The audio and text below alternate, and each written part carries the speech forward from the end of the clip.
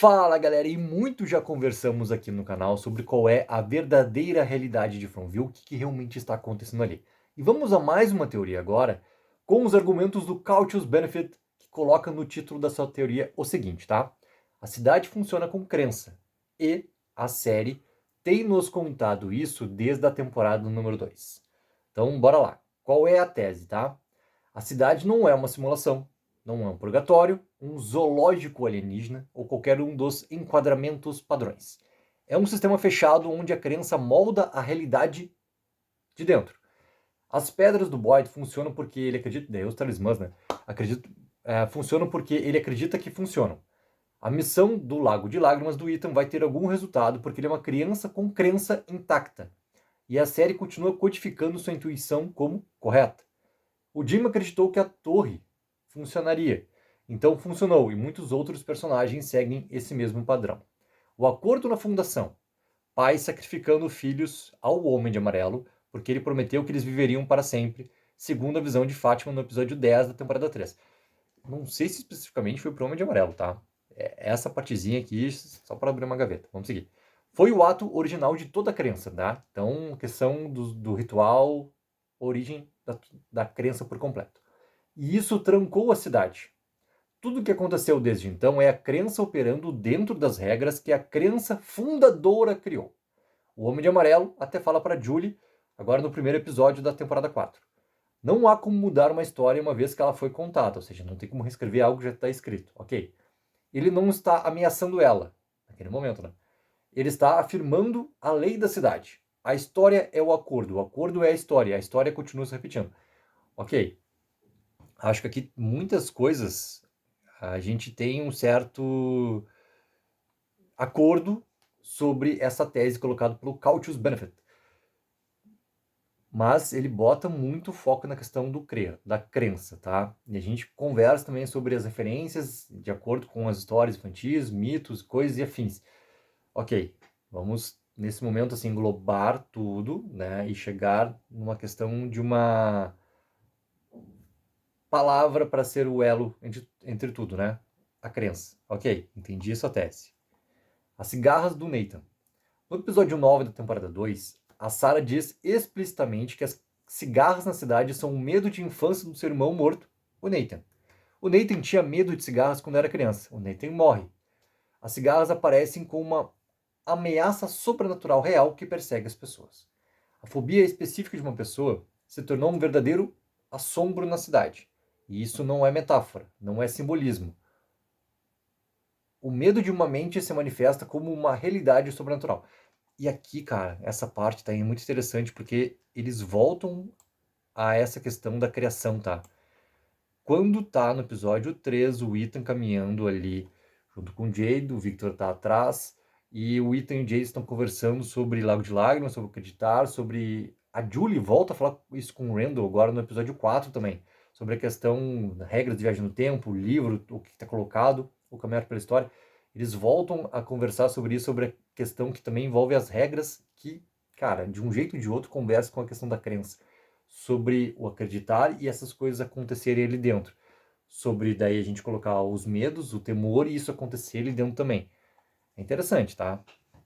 Assim que você vê essa cena através da lente da crença, não dá mais para tirar isso realmente de contexto. A série começa a parecer uma série dessas. A série fala repetidamente sobre como o lugar muda as pessoas, ok? Mais especificamente, muda o que elas acreditam para manipular a narrativa e manter o ciclo inquebrado. Gostei do inquebrado. Tabitha e Jade sendo os únicos que podem realmente quebrá-lo. Não sei se são os únicos, tá? Mas deles vem a questão das informações todas. Ou, digamos assim, das informações todas em relação ao passado por causa do que pode estar ali guardado realmente na sua lembrança sobre os ciclos que aconteceram antes.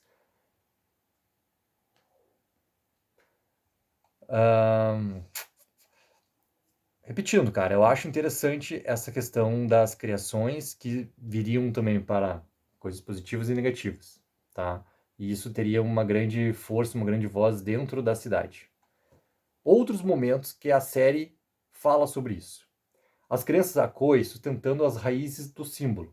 A temporada 3 revela que quando as crianças foram colocadas nas pedras durante o sacrifício original, canalizaram sua esperança nas raízes da árvore, e essa esperança criou e agora sustenta o símbolo.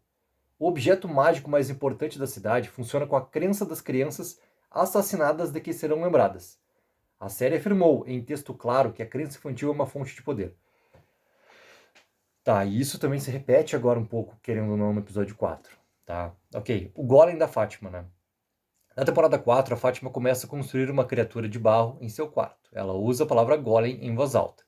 Tem um vídeo já sobre essa questão do golem e também sobre o grande sacrifício que eu acredito que a Fátima vai acabar sendo encarregada de executar na série, tá? Confira aqui no canal. Boyd a descreve para os outros como um símbolo de esperança.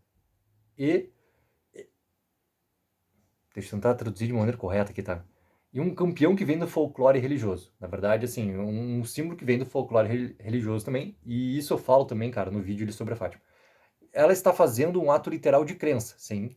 Nomeando como um ato de crença, sim. O golem no folclore religioso é uma criatura feita de terra e animada através da convicção ritual. Os roteiristas não escolhem essa palavra por acidente, ok? A linguagem do Homem de Amarelo. Ele diz, o conhecimento vem com um custo. Quando mata o Jim, ele diz, não há como mudar sua história uma vez que foi contada. Para Julie. Ele não está falando sobre a realidade ou o universo, ele está falando sobre histórias. Então a série nomeia a habilidade da Julie como uma caminhante pelas histórias. Isso é o vocabulário de metafísica narrativa, de uma maneira intencional. A cidade é uma história fechada, o Homem de Amarelo é o executor do roteiro. Porque, aí que tá, a questão dos ciclos se repetirem, teoricamente, as funções de quem está ali, elas vão se aproximando de funções que já aconteceram antes, entendeu? E isso é muito interessante nessa repetição de ciclos. Então, pode ser realmente como a cidade vai se estruturando dentro também dessas repetições todas de um morador repetir, sabe, ter função parecida com um outro morador que já teve. Porque conversa um pouco também sobre essa questão de criação toda elaborada ali para o que pode acreditar, o que pode realmente acontecer da sua crença, novamente. Ok. A cidade não apenas reflete a crença, ela mente para mudá-la. Esta parte que eu acho que faz a teoria ficar de uma vez toda unida. Estou tentando traduzir de uma maneira melhor aqui, tá? Ao mesmo tempo. A cidade ela não é passiva. Ela engana ativamente os residentes para manipular o que eles acreditam, para que cometam atos que fortalecem essa armadilha. Ok? A mulher de kimono é o exemplo mais claro. Ela fala para o Eldin, eu posso te salvar, eu posso te ajudar a voltar para casa. Uma mentira total. O que ela realmente faz é convencê-la a sequestrar a Fátima e prendê-la no porão para que o renascimento do Smiley possa acontecer. O Eldin age com base em uma crença que ela plantou nele. A cidade renasceu seu monstro. O Eldin perde o olho para a sala. Todos perdem, exceto o acordo. Ok? As vozes da Sarah. Agora confirmadas como sendo o Homem de Amarelo no episódio 4. Que tem um detalhe, tá? Tem um detalhe. As outras entidades, elas também podem ter esse poder de habilidade de criação, como o Homem de Amarelo teve, de fazer realmente as vozes serem ouvidas pela Sarah naquele momento ali. É um caminho que a série pode seguir, de apresentar outras entidades também com essa mesma questão, tá? De uma criação em relação à perturbação ali, como a gente tem colocado em relação às vozes da Sarah, tá? Vamos lá. As vozes mentiram para ela. Disseram a ela que matar pessoas salvaria pessoas. Ela acreditou, matou o Nathan, já que ele era o cimento que a mantinha unida. Tentou matar o Ethan, a criança que acredita. E sua culpa se tornou uma superfície de ataque permanente que a cidade vem usando desde então. A voz do rádio, na primeira temporada, mentiu para o Jim sobre ser alguém tentando ajudar do outro lado. O Jim acreditou o suficiente para continuar trabalhando no sinal. E o que ele realmente estava fazendo era abrir um canal para o Homem de Amarelo. Ok. Mas o Homem de Amarelo, independente, eu acho que ele agiria. Tá? Eu tenho já esse fator para mim, claro, tá? O Homem de Amarelo agiria. Sem ter essa necessidade do que o Jim faria ou não faria, tá? Vamos lá. Jasmine atrai o Kenny na primeira temporada fingindo estar apaixonado por ele. Ele abriu a porta acreditando na mentira. O massacre da Crone House se reagiu. Não é o Kenny, é o Kevin. Tá o erro aqui. Sofia, no primeiro episódio da temporada 4, é a peça ampliada. O Homem de Amarelo precisava da entrada na cidade. Então ele ofereceu uma história em que os residentes acreditariam. Uma doce garota com seu pai pastor ferido. Ambos chegando em evidente angústia. A cidade abriu as portas. Ele entrou. Então, no episódio 4, a Sofia conta para Christie e para Marielle a história do Abraão, né, sendo ordenado a sacrificar o Isaac, e a enquadra como um teste de obediência. Uma prova de fé. Então eu tenho que traduzir a tradução, galera. Tá? É essa a grande pegadinha aqui. Isso não é aleatório. A série está te dizendo exatamente o que a cidade faz. Ela testa o que você vai fazer com base no que te foi feito acreditar. Ok? Ok? Essa parte, cara, também acredito muito. Tem uma questão que pega, obviamente, que a gente sabe agora por causa do episódio 4, que a Sofia não podia entrar na cidade. Na verdade, o Homem de Amarelo podia entrar na cidade de uma maneira diferente que não fosse pela Sofia ou por qualquer outro, digamos, ser criado. Porque o Homem de Amarelo entrou como ele mesmo, de acordo com o Victor. Então não podia entrar como ele mesmo novamente ali, porque o Victor imediatamente já ia ter essa lembrança. Tem esse detalhe. Bora lá. O acordo fundacional em si foi a decepção original. Os pais foram prometidos para eles vida eterna se sacrificassem seus filhos. A vida eterna que eles conseguiram ter acabou sendo, né, criaturas noturnas não mortas caçando pessoas na floresta para sempre. E esse é o movimento protótipo. Cada mentira desde então é uma cópia daquela primeira. O Homem de Amarelo faz uma promessa. Você acredita? Você age com base nela, você se prende mais ainda a essa armadilha. Esse refinamento é porque o conhecimento vem com um custo, tem um preço. Toda a estrutura da cidade depende dos residentes acreditando em coisas falsas. Descobrir a verdade ameaça a decepção. O Homem de Amarelo matou o Jim no momento em que ele se aproximou da história real. Eles não podem ter as respostas, né? Muito vem com base nisso também. E o tempo está se esgotando porque tudo está convergindo para que se tenha novamente um massacre acontecendo e se tenha daí o começo de um novo ciclo ali. Por que? Calma, galera, a gente está no 4º episódio. Tem 6 ainda pela frente. Apenas nessa 4ª temporada, depois 10 ou talvez 13 ainda na 5ª temporada, tá? Tem muitos porquês ainda em aberto. Então, achar uma resposta definitiva a essa altura dos acontecimentos é um pouquinho precipitado, digamos assim, tá? Por que as regras continuam piorando? Essa é a parte que eu acho que torna a teoria preditiva em vez de apenas descritiva. Se a cidade funciona com crença, então toda vez que a crença muda drasticamente, as regras devem mudar junto com ela. E é exatamente isso que acontece temporada depois de temporada. Eu diria até em relação, não temporada após temporada, eu diria daí em relação a ciclo depois de ciclo. Tá? Faria mais sentido para mim. Às vezes, a mudança de crença vem de novas chegadas trazendo crenças frescas. Crenças frescas é muito bom. Às vezes, vem de residentes existentes descobrindo coisas, processando uma morte, construindo uma nova fé, onde não havia nenhuma. A cidade não se importa qual, ela apenas responde, ok? Na temporada 1, família Matthews, Jade e o Toby chegam. Dentro de 3 episódios, a gente tem visões da convulsão do Ethan com o Menino de Branco e o Lago de Lágrimas. Um fenômeno totalmente novo. O Jade, obsessivo sobre o símbolo, totalmente novo. Tab está começando o arco de escavação do túnel que desencadeia a linha do Homem de Amarelo. Sua esposa não deveria ter cavado aquele buraco. 3 novas classes de fenômenos sobrenaturais doadas à cidade, cada uma correspondendo à psicologia específica de um dos novos chegados. Interessante. E é aquilo, tá? É sobre cada um ter já um papel designado dentro dessa grande história, tá? Que também são elementos que se repetem. Qual é a grande diferença, tá? Podem haver negações a isso. Negações a isso. E daí entra muito essas tentativas que tem das entidades, tipo o Menino de Branco tentar fazer com que isso aconteça, ou intervir sem poder realmente intervir de uma maneira direta e objetiva, entendeu? Mas são essas tentativas que vão acontecendo. Temporada 2. O acidente de ônibus traz cerca de 25 novas pessoas. Este é o maior influxo populacional da série. Mesmo na temporada em que a mitologia da caixa de música é ativada, as cigarras aparecem como uma nova ameaça. O cadáver do Smiley dá luz às cigarras na clínica. Boyd contrai vermes sanguíneos. A canção de Ninar é ouvida pela primeira vez. Maior entrada, maior expansão de regras. Não é coincidência. Ok? Na temporada 3, a ambulância traz a Tabitha de volta além do Henry. A Costa e os paramédicos, coitadinhos que morreram. Mesmo na temporada em que a gravidez da Fátima acelera anormalmente, a mulher de kimono se torna muito mais ativa. A canção de Nenar da Árvore de Garrafas é decodificada. E o Homem de Amarelo aparece pessoalmente pela primeira vez. O Jim morre. Ok? Temporada 4. É o caso mais interessante porque ninguém realmente novo chega. Por enquanto.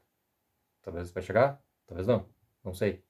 O Homem de Amarelo já estava dentro da cidade, apenas muda da periferia, da periferia é bom, para a cidade, tomando a forma da Sofia. Mas a temporada 4 ainda se intensifica mais do que qualquer temporada. Por quê? Porque a crença dentro da cidade está mudando mais do que nunca. Tabitha e Jade carregando a revelação do final da temporada 3 de que são reencarnações de Miranda e Christopher. A Julie descobrindo suas habilidades e se comprometendo com elas. O Victor finalmente contando para o Henry sobre ver o Homem de Amarelo comer Miranda, que é ele admitindo algo que enterrou por décadas. O Ethan lamentando o que aconteceu com o Jim e perseguindo o Lago de Lágrimas com convicção. Fátima construindo o Golem como um ato de fé. Sarah processando o retorno das vozes. Jade empurrando obsessivamente a verdade da reencarnação, mesmo quando a Tabitha o rejeita. Todas essas são mudanças de crença. O padrão em todas as 4 temporadas é o mesmo. Mudanças de crença, mudanças de regras. Novos chegados são uma forma de mudança de crença, mas não são a única. Conhecimento, luto, convicção, esperança, dúvida, tudo conta. Tá, essa parte eu gostei muito, tá? Muito, muito, muito, muito. Mudanças de crença, mudanças de regras. Gostei muito. E daí a gente chega num sentido, né? O tempo está se esgotando. O tempo está se esgotando. Eles precisam agir de uma vez antes que tudo se jogue para fora. Bora lá, ó. Vou chegar nas últimas 2 questões dele aqui, porque, cara, ele vai muito, tá? Onde a teoria fica instável. 3 ressalvas que eu gostaria de deixar registradas. Vamos lá. Candy no Maine parece realmente existir. A fuga da Tabitha no final da temporada 2 a leva a um hospital real com o Henry, que está esperando há 40 anos por alguma notícia. Porque a gente sabe que o Henry não estava no hospital. Vocês entenderam o ponto que ele quer chegar. Os paramédicos na temporada 3 são pessoas reais de fora que foram puxados para dentro. A cidade é cercada por um mundo objetivamente real. Okay? A correção que eu ofereceria é que a crença fundadora se cristalizou em um verdadeiro cercamento geográfico dentro daquele mundo. Mas isso é uma explicação superficial e eu sei disso. Cara, dentro do que a gente tem apresentado, tá? É aquilo que eu já falei e vou repetir nesse momento. Não existem loucuras, não existem assim absurdos quando a gente fala de teoria sobre From, e também essa parte de uma explicação superficial é porque tu tá, eu vou falar para ele mesmo e para mim, que tô desse lado aqui também formalizando. Cara, é algo que a gente está buscando mais informações para ter mais contexto no argumento, então não tem problema nisso. Algumas pessoas argumentam que Kenden é em si outra camada, outra realidade, né? Nesse caso, a estrutura é mais profunda do que apenas fundadores e o acordo. Eu não tenho uma resposta confiante aqui. Eu não acredito ser uma outra realidade, tá? Não sei se a série vai por esse caminho. De brincar com realidades diferentes, entendeu? Nesse momento, 4º episódio, 4ª temporada assistindo, tá? Nesse momento. Entrevistas com criadores não citam o cânone do horror da crença. Daí ele coloca assim, que procurou coisas do John Griffin, do Jeff Pinkner ou do Jack Bender. E qualquer coisa na linhagem do gênero crença molda a realidade. Eles não citam isso, eles citam Lost. Pinkner e Bender vieram de Lost, o Harry Perino veio de Lost, ok. E o endosso do Stephen King à série. A declaração mais próxima do criador apoiando a leitura da crença é do John Griffin, dizendo a uma entrevista que a série nasceu da sua realização depois do 11 de setembro, de que não tem permanência no mundo em que vivemos. Não há permanência nessas construções nas quais investimos e que dependemos. A leitura pode ser mais sofisticada do que o que os escritores pretendiam, o que não elimina, mas avisa a confiança. Ficou bem confuso essa parte aqui, tá, galera? Desculpa, mas ficou bem confuso. E também aqui a maneira como ele coloca o argumento tá bem complicado, tá? Mas tá procurando referência em relação aos produtores, né, criadores de From, sobre tentar achar referências claras, tá? Mas a questão do Stephen King, cara, Sempre pra mim vai ser mais pontual de todos, assim. Última parte dele, tá? Previsões para o restante da temporada 4 e temporada 5. Se a teoria estiver certa, aqui está o que eu espero. O experimento do Lago de Lágrimas do Ethan, ou a cura do pássaro, ou cura parcialmente. Uma criança com crença intacta realizando um ato de crença limpo, com o sonho do Jim tendo apontado para lá, para esse caminho, que deve produzir algum resultado. Se o lago apenas mata o pássaro e nada acontece, a teoria tem um problema real. Ok? Já conversamos sobre isso também. Esse quinto episódio, agora, ele tem que realmente mostrar a questão do pássaro. Porque a questão do pássaro, ela não pode ficar ainda alongada dentro da temporada. Ainda mais que nós teremos, né, um leve ato de 2 semanas entre quinto e sexto episódio. Então é importante a série também não deixar essa informação assim, sabe, sem dar uma resposta definitiva agora já. Porque como o pássaro já está recebendo ali, né, as águas do lago, é bom que, como a gente vai ver, teoricamente, o restante do dia, a questão deles tirarem lá, né, o que emergiu do lago, a gente vai ver à noite, para onde a gente já veja o outro dia também, já se coloca a questão do pássaro. O pássaro ele já estava numa condição de sobrevivência muito complicada no momento que ele é achado na floresta. Então, tomara que eles resolvam sobre isso, tá?